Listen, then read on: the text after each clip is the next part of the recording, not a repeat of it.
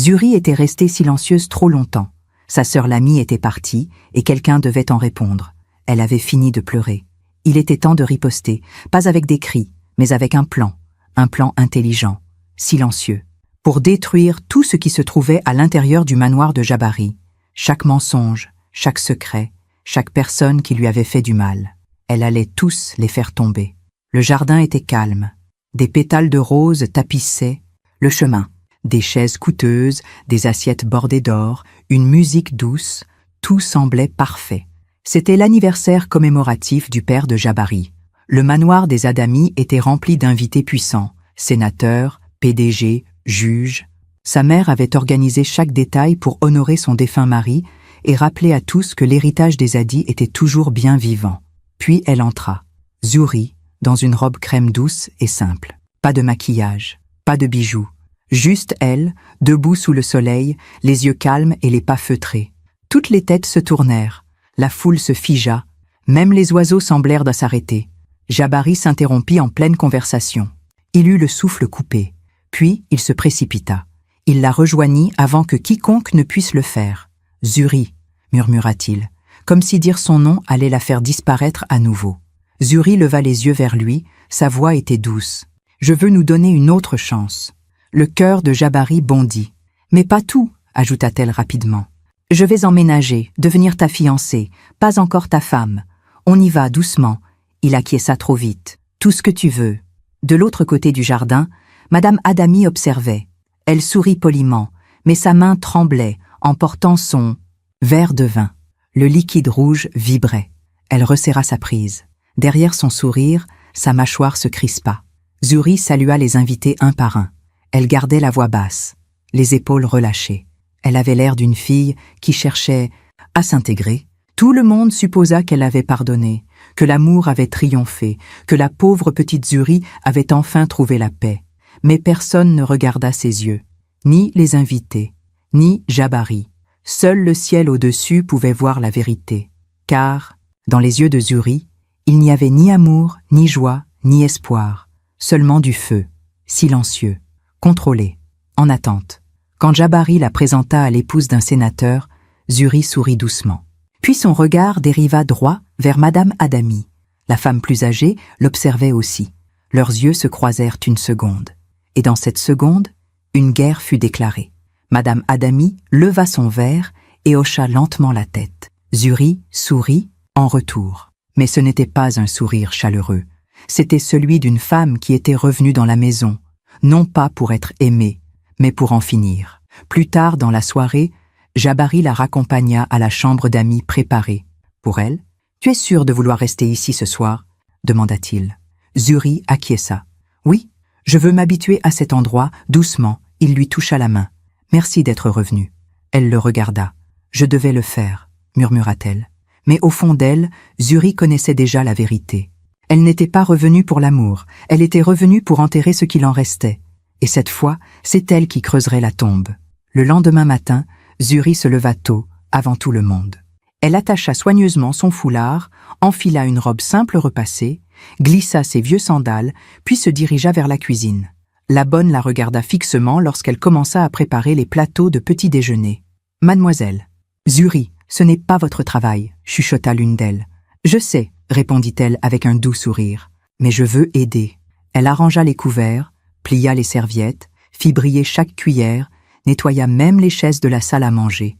Le personnel l'observait, confus. Zuri s'en moquait. C'était une partie du plan.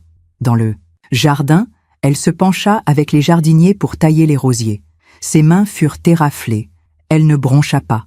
Plus tard, elle apporta le thé elle-même dans la chambre de Madame Adami. « Bonjour, maman, » dit-elle doucement. « J'espère que vous avez bien dormi. » Madame Adami haussa un sourcil, prit la tasse sans un mot, puis sourit lentement. « Une bonne fiancée sert sa famille, » dit-elle.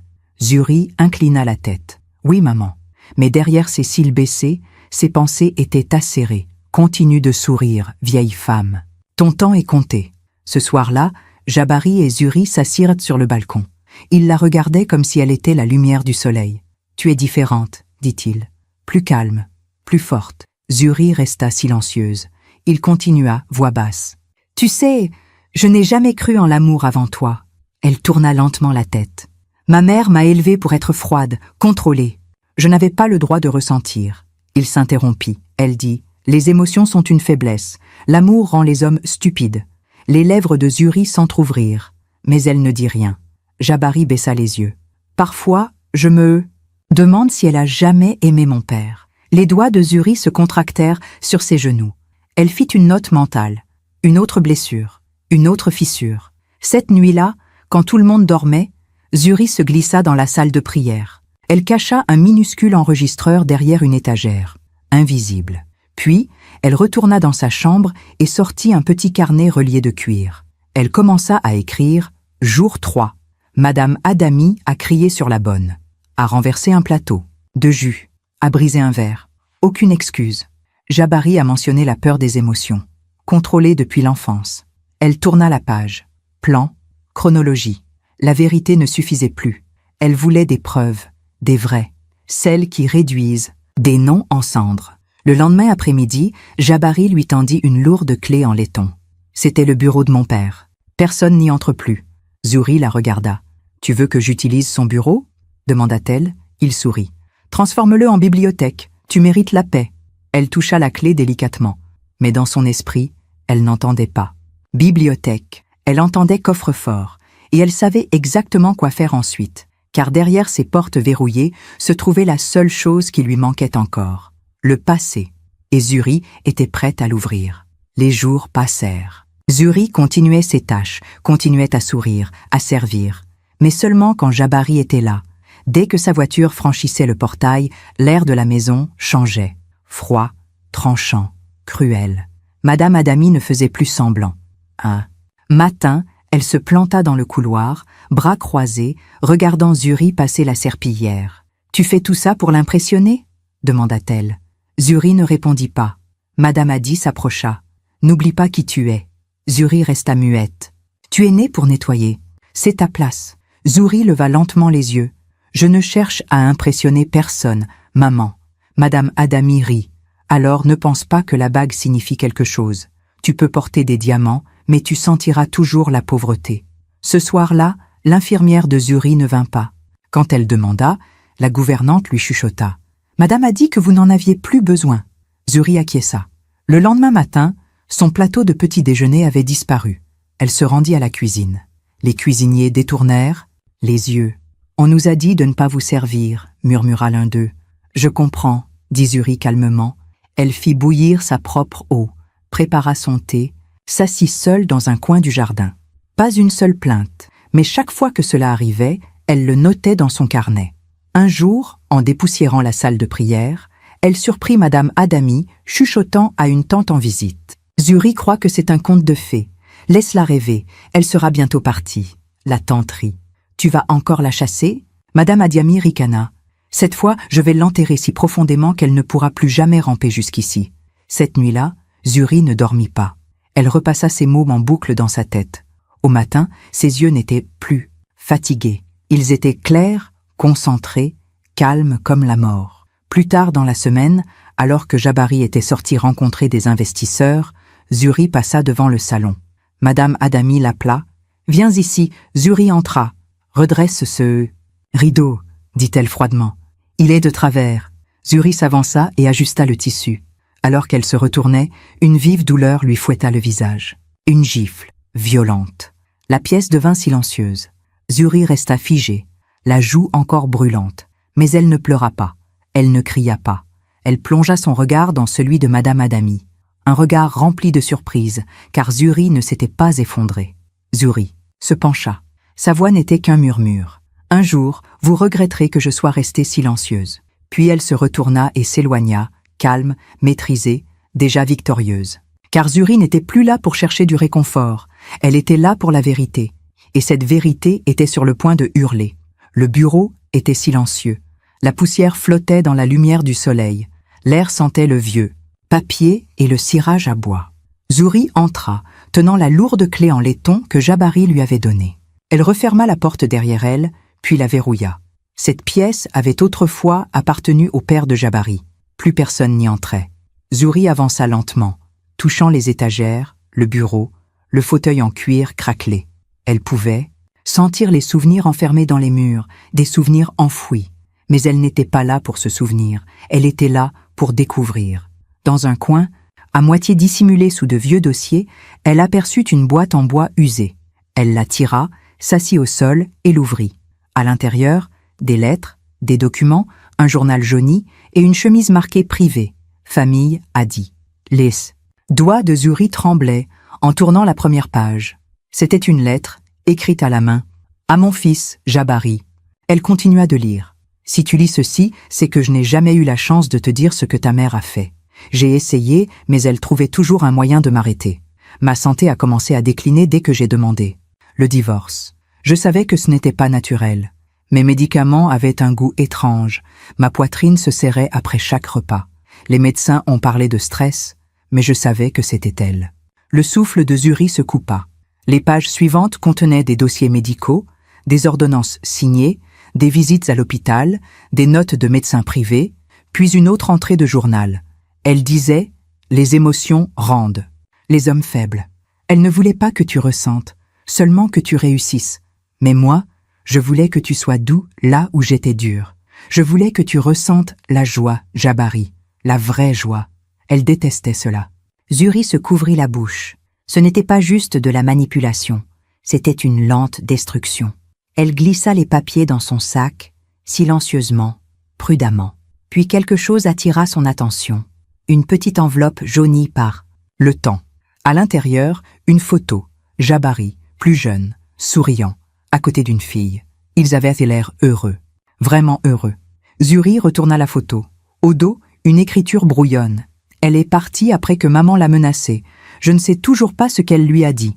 Les yeux de Zuri s'écarquillèrent. Cela s'était déjà produit. Elle chie. N'était pas la première femme que cette famille avait tenté d'effacer. Elle était juste la première à y survivre. Elle rangea tout dans une pochette plastique, la referma, puis saisit son carnet. Jour 7. Trouver des preuves. Empoisonnement. Manipulation. Mensonge. Schéma familial. Elle fit une pause, puis ajouta une dernière ligne. Ça se termine avec moi. Dehors, elle entendait des rires venant du jardin. Jabari était rentré. Zuri se leva, jeta un dernier regard à la pièce. Sa voix fut un murmure. Ton père a essayé de te protéger, et maintenant je vais le faire aussi. Mais pas avec le silence. Elle quitta la pièce. Calme, déterminée, inarrêtable. La vérité n'était plus cachée. Elle était entre ses mains, et elle savait exactement quand lâcher la bombe. La salle à manger brillait sous la lumière dorée. Des fleurs fraîches ornaient la table. Assiettes luxueuses, argenterie scintillante, vin raffiné à chaque place. Le personnel de maison circulait discrètement, remplissant les verres et servant les plats. C'était l'idée de Zuri, une petite fête de fiançailles, en famille proche. Madame Hadi avait approuvé avec enthousiasme, croyant que Zuri voulait simplement montrer sa gratitude. Mais ce soir, Zuri ne servait pas de nourriture, elle servait la vérité. Jabari était à la tête de la table, sa mère d'un côté, Zuri de l'autre. Tante, oncle, cousin, tous riaient, discutaient. Zuri souriait doucement, passant les plats, hochant, la tête poliment. Ses cheveux étaient attachés. Sa robe simple, douce. Elle ressemblait à l'image parfaite de la paix. Puis, elle se leva. Le silence tomba. « Je voulais juste dire merci », commença-t-elle doucement, « de m'avoir accueilli, accepté, donné une seconde chance. » Madame Hadi leva son verre, large sourire forcé. « À l'avenir. » Zuri acquiesça. « Oui, à l'avenir. Mais d'abord, le passé. » Elle sortit une petite télécommande de sa poche et appuya sur Play. Un écran, dissimulé derrière les rideaux, descendit lentement. Tous les regards se tournèrent. La vidéo commença. La pièce se remplit de la voix stridente de Madame Hadi. « Tu peux porter des diamants, tu sentiras toujours la pauvreté. Tu partiras bientôt. » Clac, le bruit d'une gifle. « Cette maison ne t'appartient pas, elle ne t'appartiendra jamais. » Des exclamations retentirent dans la pièce. Le visage de Madame Hadi se vida de toutes couleurs. « Éteins ça !» cria-t-elle. Mais Zuri appuya sur un autre bouton. L'écran devint noir. Une voix commença à parler. Celle de Zuri, calme, lente, déchirante. Lisant la lettre du père de Jabari. « Si tu lis ceci, c'est que je n'ai jamais pu te dire ce que ta mère a fait. Elle a empoisonné mon corps. Mais pire, elle a empoisonné ton esprit. J'ai essayé de t'élever avec tendresse. Elle en a fait de la pierre. Les mains de Jabari tremblaient. Sa cuillère tomba. Personne ne bougeait. Zuri se tourna vers lui, les yeux stables. « Cette maison ne m'a pas empoisonné, dit-elle froidement. Elle m'a perfectionné. Puis elle regarda sa mère. « Tu ne m'as pas brisé, murmura-t-elle. Tu as construit la femme qui se tient ici pour t'exposer. » Madame Adi se leva. « Ce sont des mensonges. » Il était malade. Il était... Zuri la coupa. « Stop. Plus de jeu. Plus de mensonges. Tu as effacé une femme, puis tenté de m'effacer moi, mais je ne disparais pas. » Elle se tourna vers la famille. « Vous avez tous regardé en silence pendant qu'elle détruisait des gens. Mais ce soir, vous l'avez vue en pleine lumière. » Silence. Jabari se leva lentement. Les yeux rouges, sa bouche s'ouvrit, mais aucun mot n'en sortit. Il regarda sa mère, puis Zuri, puis le sol. Zuri quitta la salle à manger sans un mot de plus. Pas victorieuse. Juste, terminée. Le soleil venait à peine de se lever. Le manoir était silencieux. Zuri pliait ses vêtements lentement, un par un, les rangeant dans la petite valise qu'elle avait apportée à son retour. Personne d'autre n'était réveillé. Ni les domestiques, ni les gardes.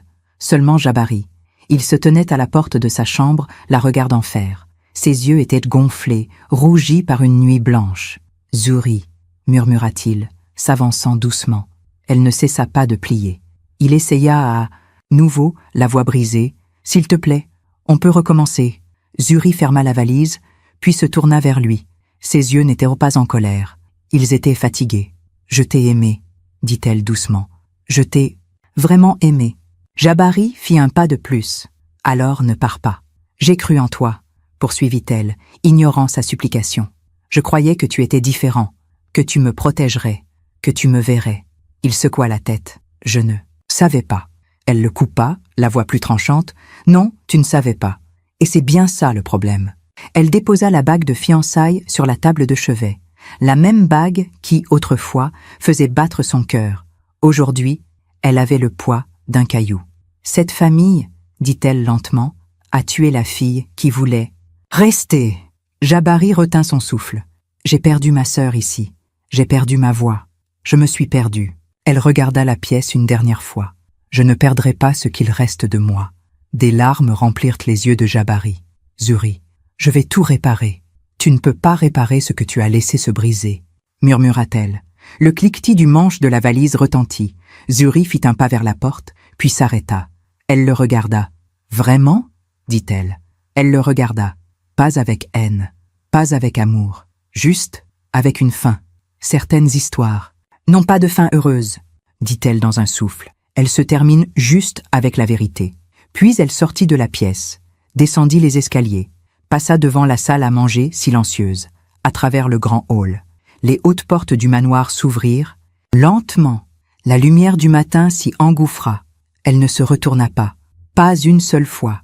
Elle sortit, puis referma le portail derrière elle dans un petit clic. Les gardes ne l'arrêtèrent pas. Ils la regardèrent seulement. À l'intérieur, Jabari resta figé. La femme qui l'avait poursuivi, la femme qui l'avait blessé, la femme qui était revenue uniquement pour lui montrer qui il était vraiment, était partie. Il marcha jusqu'à la chambre où elle avait dormi, regarda la bague, puis s'assit sur le lit, le même lit où son silence avait vécu. Dehors, le vent soufflait dans les arbres du jardin, mais à l'intérieur du manoir, il n'y avait plus que le silence, et Jabari, seul, enfin éveillé. Mais bien trop tard. Alors, mes besties, pensez-vous que Zuri a eu raison de dénoncer la mère de Jabari et de venger la mort de sa sœur? Ou aurait-elle dû rester silencieuse et épouser Jabari? Commentez ci-dessous vos pensées. Votre voix compte vraiment pour nous. Abonnez-vous et on se retrouve dans la prochaine vidéo.